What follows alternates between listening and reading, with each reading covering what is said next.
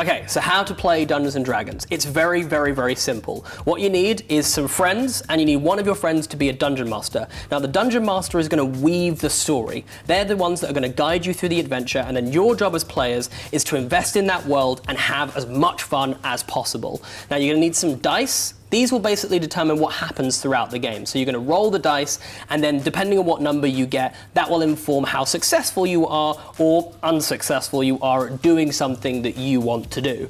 That will then inform your character sheet. Now, your character sheet is basically like telling you what kind of adventurer you are. If you're a big fan of things like Lord of the Rings, you might be an Aragorn or you might be a Gandalf. Very kind of different types of adventurer.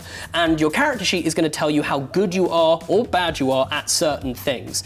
Now, when you're coming up with a character, it's very easy to get bogged down in like, oh, trying to be new and clever and inventive. Don't worry, if you're just starting out, all you have to do, have a look at your character sheet and just see how it makes you feel. See what kind of jumps off of the page to you, see what makes you excited. If you're playing a barbarian, then look at that ability, that core ability, it's called rage. Why do you get so angry? What is it about rage that makes you feel that way? Focus on that one question and build a character from there, and then let the rest of it roll, because I promise that over time, as you spend time with this character and with your friends, you will build an amazing character in no time at all.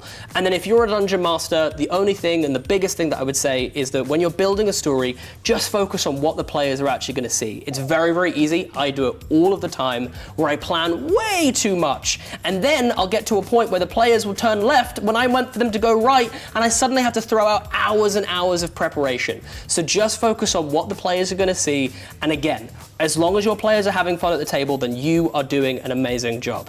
And that's kind of how you play D&D.